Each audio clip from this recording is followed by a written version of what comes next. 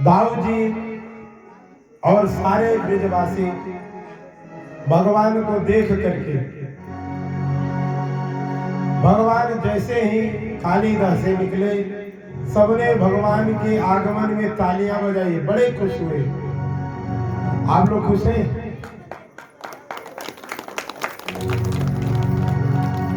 बस इतने।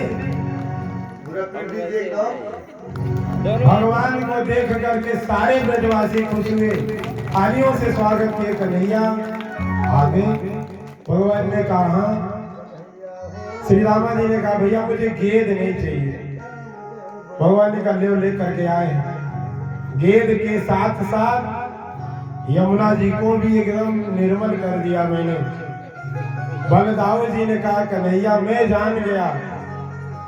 जानते बलदाऊ जी को कन्हैया ने अपने से दूर क्यों किया था? बलराम जी कौन है? शेषावतार। शेषावतार मतलब नागों के स्वामी हैं। और कोई भी अपने बिरादरी को चाहेगा हल्का होना? चाहेगा नहीं। बलदाऊ जी कभी नहीं चाहेंगे, बलराम जी कभी नहीं चाहेंगे कि सर्पों की हानि हो सके। इसलिए भगवान ने कुछ क्षण के लिए बलराम जी को अलग किया और काली का मर्दन किया। बोले काली मर्दन भगवान की। सुंदर लीला भगवान ने संपन्न की। आए और सबको प्रणाम किया भगवान ने। नंद बाबा, मैया यशोदा, मैया रोहिणी, सारे ब्रजवासी सबको भगवान ने आकर के प्रणाम किया। प्रणाम क्यों किया? बहुत बड़ा काम करके आए हैं। जीवन में जब कोई बड़ा काम करके आइए, जैसे हम अगर परीक्षा देने जा रहे हैं, सबसे बड़ा काम क्या है? पास हो जाना, वही है ना? परीक्षा दे करके आए और पास हो गए तो सबसे पहले रिजल्ट की खुशी किसको देनी चाहिए? माता पिता को। और खुशी कैसे बांटनी चाहिए? पैर छू करके, प्रणाम करके। कहते हैं अगर ऐसा वह बालक करता है, जो भी बालक, चाहे वो बच्ची हो या बच्चा हो, तो उसके जीवन में जब तक उसकी पढ़ाई चल रही है, कभी वो निष्फल नहीं होगा, कभी फेल नहीं होगा, सदैव पास होगा। क्यों? कि प्रणाम करने से 4 चीजें बढ़ती हैं। इससे पहले भी बता चुके हैं, बताते आते हैं, आज फिर बता रहे हैं। अभिवादनशीलस्य नित्यं वृद्धोपसेविनः चत्वारि तस्य वर्धन्ते आयुर्विद्या यशो बलम। 4 चीज बढ़ती है प्रणाम करने से। क्या? आयु बढ़ता है, विद्या बढ़ती है, यश बढ़ता है और बल बढ़ता है। संसार में ऐसा कोई टेबलेट बना नहीं जो इतना चीज बढ़ाने वाला हो, है कोई? विज्ञान बहुत तरक्की कर लिया, विज्ञान ने इतनी तरक्की कर ली, पर विज्ञान के पास ऐसी कोई दवा नहीं है 4 चीजें एक टेबलेट खाने से बढ़े, है कोई? बोलिए अपने अपने माता पिता की। अच्छा, जो बच्चे अपने से बड़ों को प्रणाम करते हैं, एक बार उनके लिए तालियां बजा दीजिए। आज जो कभी नहीं करते उनके लिए भी बजा दीजिए, कम से कम करने लगेंगे। कम से कम संकोच से भी तो करेंगे। ताली उनके लिए भी बजी है, आदत सुधारने के लिए। आदत बुरी सुधार लो। आदत कोई अगर बुरी है तो हम निवेदन करेंगे अपने युवा भाइयों से, बहनों से, छोटे छोटे बाल गोपालों को भी। कहते हैं ना, जौन हरवा जाई आगे। बैल जब हर चलता है ना, तो कहते हैं लोग हराई देख करके चली। जो छोटे छोटे बछड़ा अगर चलाया जाता है, आगे जो हरवा जाई तौले तो पीछे हो जाई। बड़ों से ही सब सीखते हैं। आदत बुरी सुधार लो, बस हो गया भजन आरती लगन मारियो बस हो गया भजन आदत बुरी सुधार लो बस हो गया भजन आदत बुरी सुधार लो बस हो गया भजन। कैसे ताली बजाएंगे सभी लोग। मन की तरंग मार लो मन की तरंग मार लो बस हो गया भजन।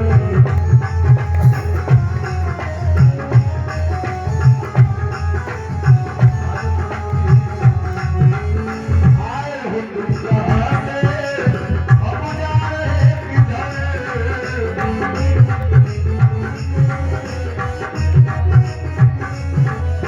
आए हो तुम कहाँ से अब जा रहे किधर बारी के स्वर संभाल लो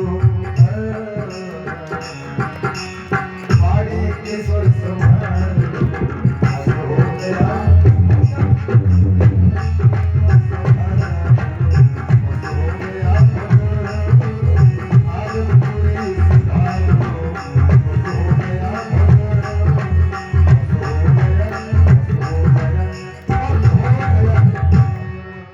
बोलिए आनंद कंद भगवान की जय। अब हम आशा करते हैं व्यासपीठ से कि जो लोग अपने से बड़ों को प्रणाम नहीं करते हैं वो लोग सुधर जाएंगे ना। सुधार अति आवश्यक है। कुछ पाने के लिए कुछ करना पड़ता है और बहुत कुछ पाने के लिए एक सफल परीक्षण करना चाहिए। आज के बाद परीक्षण मान करके कर लीजिए, प्रैक्टिकल नहीं मिलेगा तो 2-4 साल बाद छोड़ देना। हम कह रहे हैं आयु न बढ़े, विद्या न बढ़े, यश न बढ़े और बल न बढ़े तो हमको बताना। आपने कहा था हमारी बातें झूठी नहीं हो सकती। क्यों कि ब्रह्म वाक्य है ये, वेदों का वाक्य है ये, पुराणों का वाक्य है ये। इसलिए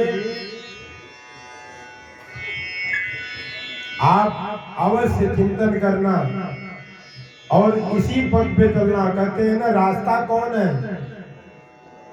रास्ता किस रास्ते से चला जाए बताते हैं महाजनों ये नगता सपन था। जिस रास्ते पे हमारे महापुरुष चले हैं, जिस रास्ते पे चल करके उनको नाम यश कीर्ति मिली, वही तो रास्ता है, वही मार्ग है और उसी पे चलना चाहिए। आश्रय लिया भगवान ने।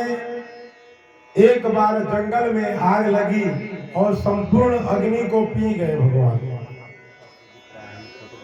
अग्नि 7 प्रकार के होते हैं। कितने प्रकार के अभी बताए ना, 7 प्रकार की अग्नि है। अग्नि के बिना कुछ भी संभव है क्या? घर में सब कुछ भरा पूरा रखा हो और आग ना जलाया जाए तो कुछ मिलेगा? कच्चा खाएगा। हाँ, कुछ लोग गुस्सा में कहते हैं आज तो के कच्चे चबा लेंगे। माई अपने बेटे में कहती है आओ तो के बताओ तुम, आज मन करता तो के कच्चे चबा लेंगे।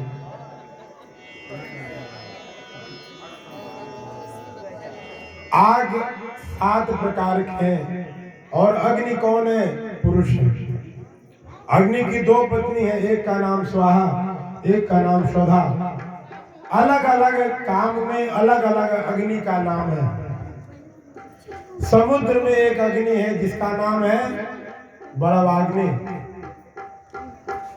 जंगलों में एक अग्नि रहती है जिसका नाम है दावाग्नि। हमारे शरीर में एक अग्नि निवास करती है, उसका नाम है जठराग्नि। विवाह में जो अग्नि होती है उसका नाम है संयोजकी। विवाह में जब फेरा वरा होता है ना, जहां हो घर में जिस अग्नि को जलाते हैं उसका नाम है क्या? मंगला। मंगल प्रदान करती है। हवन जिस अग्नि में करते हैं, यज्ञ करते हैं, तब उसका नाम है वैश्वानर। अलग अलग अग्नि का अलग अलग कार्य है और अलग अलग अग्नि एक दूसरे के पास नहीं जाते। 7 स्वरूप है, पर क्या चीता की अग्नि घर में आ सकती है क्या? चूल्ही जलाओ खातिर चीता की अग्नि आएगी? नहीं। वैसे ही हमारे शरीर में जो अग्नि है, नाम है जठराग्नि। चाहे जितना खा लीजिए, जाता कहाँ है? जीवन भर हम कितना खाते हैं कोई पता है? कई मन अन्न खा जाते हैं। अगर उस अन्न को रखा जाए तो बखार भर जाए, बखरियों से गिर जाए। और ये बखार अब वो भरता है का? जाता कहाँ है? वहां बैठी हुए जो अग्निदेव है वो क्या करते हैं? जला देते हैं। अग्नि में जो भी डाली है वो सब जल जाता है। जलता है ना? सही है ना? गलती से तो नहीं बोल गए। अग्नि सब कुछ जलाने के लिए समर्थ है। इसीलिए तो कहते हैं समर्थ को नहीं दोष गोसाई, रवि पावक सुरसरी की नाई। कौन कौन? रवि मतलब भगवान सूर्य, पावक मने आगी, और सुरसर मने सुरसर के कर नाम है गंगा जी के। देखिए ये लिए परीक्षित बने चाहिए। परीक्षित मने कथा सुने वाला जजमान, शब्द समझ में आई। मास्टर साहब ने बताया सुरसर नाम है गंगा जी का। ये 3 लोग समर्थ हैं। सूर्य भगवान चाहे तो जितना हरियाली दिखाई दे रहा है ना, सब अभी कैसे दिखाई देगा? धूल दिखाई दे रहा है। एक बार अगर क्रोध कर ले, सूर्य कितने जानते हैं? 12 है। 12 में 11 तो गए हनुमान जी के, और 1 बचे। बताइए, 1 है तो ये हाल है। बैसाख जेठ सहाता नहीं है। 12 होते तो क्या होता? इतने समर्थ है। अगर वो चाहे हरा पौधा सूख जाएगा, एक क्षण नहीं लगेगा। और गंगा जी चाहे तो कोई रोक सकता है? चाहे जितना बड़ा बांध बांध दे, रोकने वाला है कोई? गंगा जी से भी कोई टकरा नहीं सकता। और पावक आगी कोई बचा लेगा? दमकल पे दमकल चलता रहता है और आग अपना काम करके तब शांत होते हैं। ये लोग समर्थ हैं। इनका न दोष देखना चाहिए और न ही गुण देखना चाहिए। ये लोग क्या करते हैं? सामर्थ्यवान व्यक्ति को सब आजादी है, कुछ भी करे। भगवान ने दावाग्नि का पान किया। भगवान कहते हैं कि हमारे लिए भोजन के 2 मुख हैं। वेद में एक मंत्र है, वो ऋग्वेद में भी है, यजुर्वेद में भी है। भगवान स्वयं कहते हैं ब्राह्मणों से मुखमासित बाहो राजन्यः कृतः उरु तदस्य तद्वैस्या पदव्यां शूद्रो वदायत। हम 2 मुख से खाते हैं। भगवान कहते हैं। भगवान कितने मुख से खाते हैं? अरे बोली जाए। 2 मुख से खाते हैं। एक मुख कौन है? तो कहते हैं जब कोई अपने घर में हवन करता है, कहता है स्वाहा। कहाँ जाता है वो? हम जो भी डालते हैं अग्नि में, अग्नि लेकर के कहाँ जाते हैं? भगवान के मुख में। अगर हम कहते हैं विष्णुवे स्वाहा, विष्णु भगवान के मुख में, इंद्राय स्वाहा तो इंद्र भगवान के मुख में। और दूसरा मुख कौन सा है? तो भगवान कहते हैं ब्राह्मण का, ब्राह्मण के मुख से हम खाते हैं। ब्राह्मण को जब सुंदर पकवान मिल जाए, बढ़िया मिठाई खाने को मिल जाए और ब्राह्मण जब खा करके कहे आहा खूब बढ़िया पेट भरा, तब भगवान खुश होते हैं। भगवान हर युगों में किसी भी प्रकार की समस्या हो, उसके निराकरण के लिए किसी न किसी बहाने अवश्य आते हैं। भगवान कहते हैं कि जो भी हमारे छत्र छाया में आ जाए, हमारे धाम में आ जाए, उसके लिए सर्वकाल सुखावह, उसके लिए कोई समय प्रतिबंधित नहीं है कि हम बचपन में नहीं जाएंगे ना, चाहे जब आ जाओ। लेकिन इतना जान लो आप कि जैसे जिस संसार के लिए आपने सब कुछ किया, अगर वह संसार आपको ठुकरा दिया, तो भगवान के पास जाने के बाद ये सोचो कि तत्काल गले लगा ले, तो भगवान भी कहेंगे कि जिस संसार के लिए इतना दिन, इतना पल, इतना परिश्रम किया तुमने, जरा हमारे लिए भी करो, तब जाकर के स्वीकार करेंगे।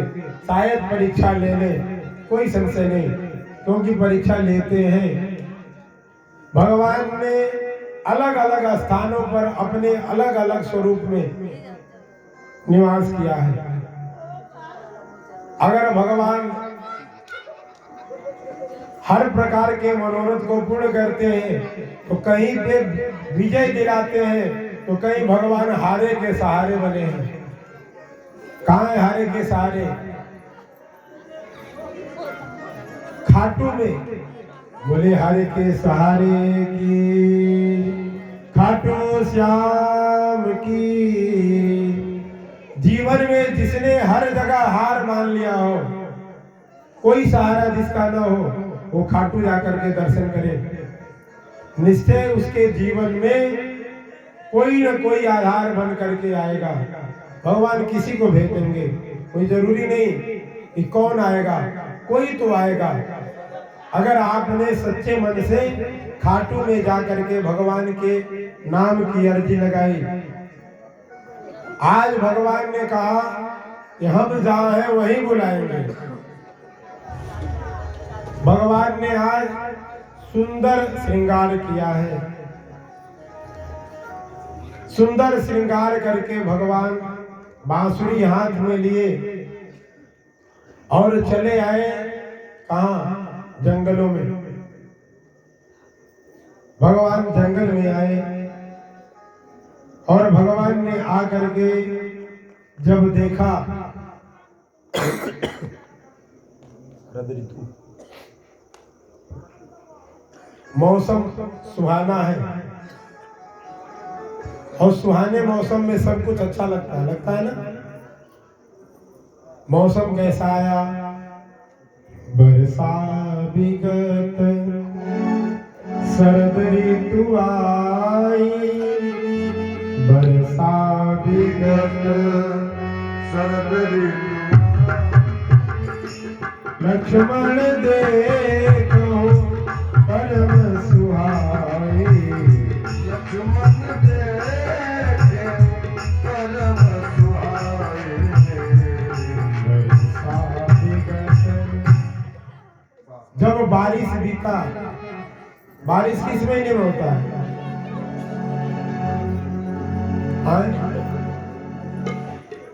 सावन भादो में। उसके बाद आता है कौन? शरद ऋतु। हल्का हल्का ठंड। जब कार्तिक का महीना शुरू होता है ना, वह शरद ऋतु है। कार्तिक में हल्का हल्का ठंडा और हल्का हल्का गर्मी रहता है। आनंददायी महीना कौन है? कार्तिक। और कार्तिक को कौन सा महीना कहते हैं? कार्तिक को कहते हैं माधव मास। और मधुमास किसको कहते हैं? तो रामनवमी को चैत को कहते हैं। चैत को कहते हैं मधुमास और कार्तिक को कहते हैं माधव मास। सुंदर महीना आया, भगवान ने आज रास की लीलाओं का निर्माण किया है। भगवान आए और भगवान ने अपने अधरों पर यानी होठों पर बांसुरी रखी, सुंदर बांसुरी का निनाद किया है भगवान ने।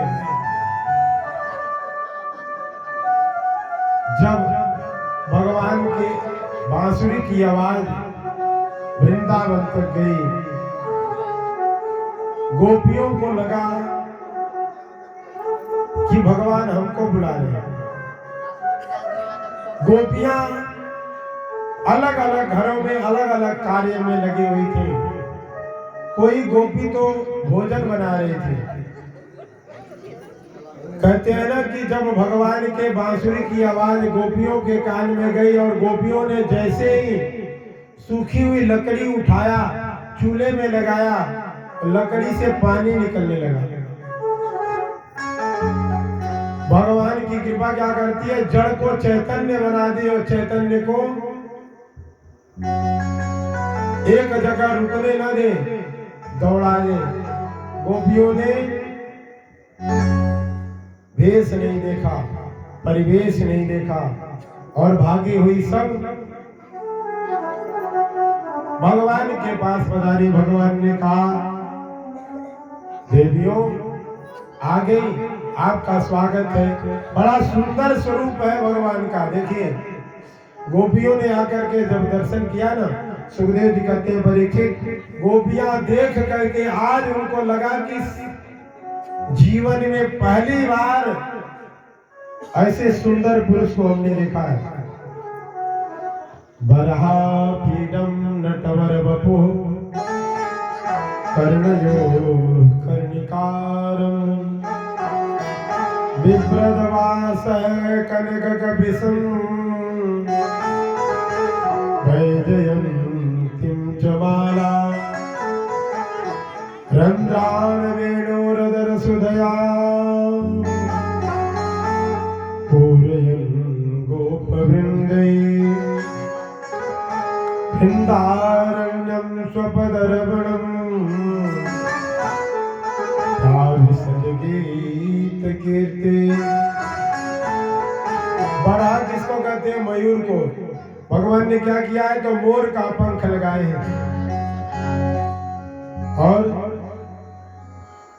मोर पंख के बाद में क्या है, तो भगवान के कानों में सुंदर सुंदर कुंडल है।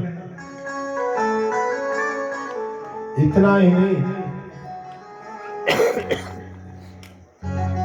फूलों के हार गले में है, सुंदर सुंदर फूल गले में क्या है, वैजयंतीं च माला। वैजयंती माला कितने लोग देखे, वैजयंती देखा नहीं? बड़ा सुंदर होता है वैजयंती। ये मोती है ना, मोती से भी सुंदर। गले में भगवान के वैजयंती का माला है और सुंदर सुंदर जंगल के फूलों के हार हैं। भगवान ने खुद बनाए, खुद पहन लिए। आज भगवान को लगता है देख करके कि सैकड़ों कामदेव कुर्बान हो जाएंगे। भगवान ने कहा कि स्वागतम भो महाभागा हास्यताम करवाम किम। अरे गोपियों आपका स्वागत है, आइए आइए। पर आई क्यों? गोपियों ने कहा कि एक तो बुलाते हो तुम और फिर पूछते हो आई क्यों। देखिए भगवान ने गोपियों को अपने से दूर न कभी किया, न कभी करते हैं, न कभी।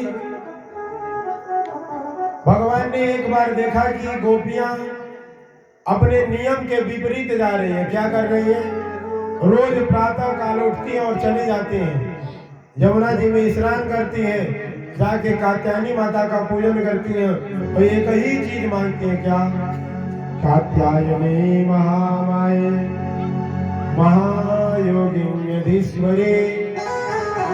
नंद गोपसुतं देवी भक्तिं मे कुरुते नमः। मांगती क्या है?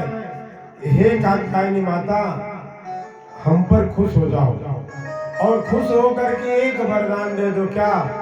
कि जो नंद का लाला है ना, नंद का बेटा कन्हैया कृष्ण, वह कौन बने? तो हमारा पति बने।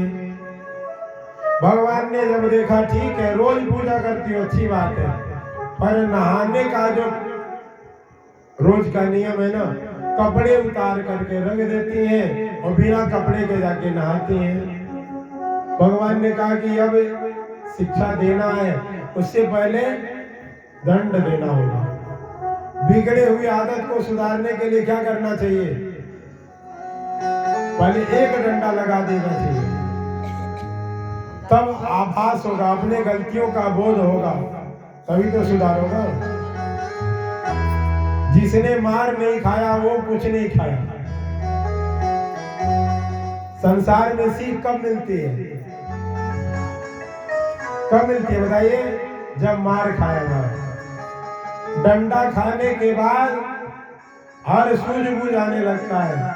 भगवान ने किया क्या? भगवान आए और भगवान कदम के पेड़ पर चढ़े और चढ़ करके बांसुरी बजाई, एक एक कपड़ा गोपियों के ऊपर आ गया। भगवान की बांसुरी में भी बड़ा चमत्कार, जिसको सुनाना चाहते वही सुनता है। कपड़ों को सुनाना था, कपड़े सुने और सब ऊपर आते गए। गोपियां नहाई और नहा करके जब वापस आने लगे, देखा कि अब थोड़ा उजाला होने लगा, चलो कपड़े पहले पूजन करने चले, देखा कहीं कपड़ा नहीं। एक गोपी जब ऊपर देखी तो देखा कि लाल पीला हरा गुलाबी सब ऊपर है। जब बड़े ध्यान से देखा, उसी में कपड़ों के बीच में ऐसे झांकते नजर आए। गोपियों ने कहा, कन्हैया क्या कर रहे हो? हम गोपियों के कपड़े हैं, हमको वापस कर दो। भगवान ने कहा, क्यों दे? तुम्हारा रोज का ये नियम कोई अच्छा है? नहीं मिलेगा। अगर लेना है तो जैसे रोज नहा करके आती थी हो ना, बाहर आके बनती हो, वैसे आके ले जाओ। गोपियों ने कहा, ये भी कोई अच्छी बात? तुम पुरुष हो, हम स्त्रियां हैं। भगवान ने कहा, अगर पुरुष हैं तो तुमने हमको पतिदेव के रूप में क्यों पूजा? अच्छा, कोई पत्नी पति के सामने जाने में शर्म करती है क्या? अगर नहीं करती तो किस बात का पर्दा? अगर तुम मानती हो कि हम संसारिक पति हैं तो भी पर्दा नहीं। अगर तुम मानती हो कि हम अंतर्यामी पति हैं तो हमसे छिपा क्या है? गोपियों को भगवान ने अपने ब्रह्म तत्व को याद दिलाया। योगेश्वर है कृष्ण, बोलिए योगेश्वर भगवान की जय। भगवान ने गोपियों का परीक्षा लिया, फिर रास में आमंत्रण किया। भगवान ने रास के लिए बुलाया है। गोपियां सज धज करके आई हैं। भगवान कहते हैं कि आई हो, बताओ क्या बात है? गोपियों ने कहा, पहले तो बुलाते हो और बुलाने के बाद फिर पूछते हो क्या बात है? आपने बुलाया, हम दौड़ी दौड़ी आई, अब आप बताओ बुलाए क्यों? भगवान ने कहा, हमने तो बुलाया नहीं, हमारी आदत है बांसुरी बजाने की, हमने बजाए और तुम आई। अच्छा, तुम आई हो तो चांदनी रात देखने आई होगी। शरद ऋतु की जो रात होती है ना, जब चंद्रमा उदय होते हैं तो हर जगह बड़ा सुंदर माहौल होता है। शुक्ल पक्ष में दो पक्ष हैं, एक कृष्ण पक्ष, एक शुक्ल पक्ष। कृष्ण पक्ष में चंद्रमा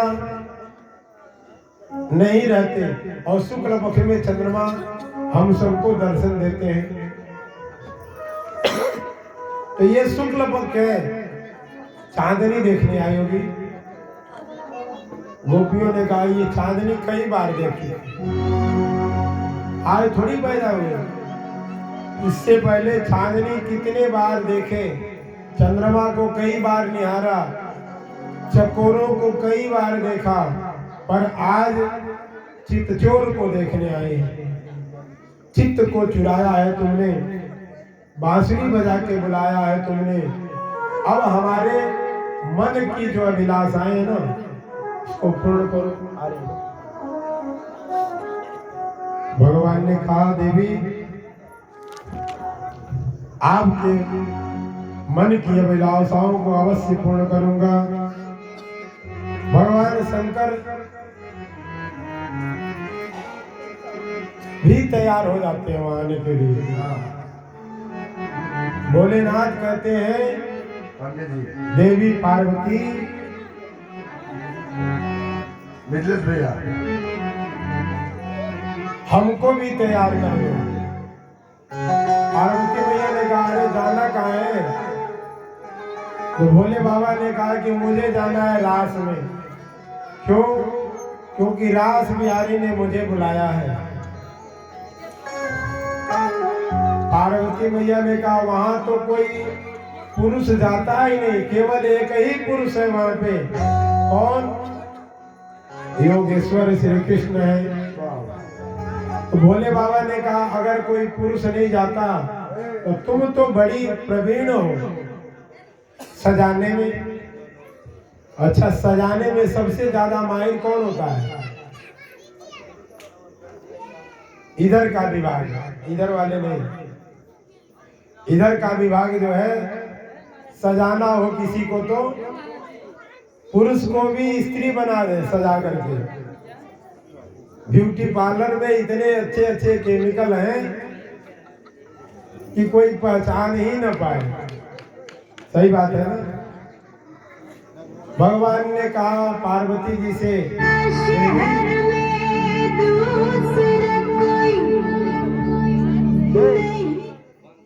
अरे अभी वो बजाना है आपको। हाँ अरे यार 5 मिनट बस। बोलिए आनंद कंद भगवान की जय। जल्दी आई। भोले बाबा ने कहा देवी तुम सजाने में प्रवीण हो, अब मुझे गोपी बना दो। पार्वती मैया ने कहा आप सचमुच में जाना चाहते हैं? भोले बाबा ने कहा हाँ। तो भोले बाबा ने कहा कहे, भोले बाबा कहे पार्वती जी से, पार्वती जी बड़ी मना कर रही है कि आप मत जाइए। तनी भोजपुरिये में चले। हाँ उजा खाली मेहरारू लोग का करें, लेकिन मानते नहीं है। एक दिन भोले भंडारी बन के ब्रिज की नारी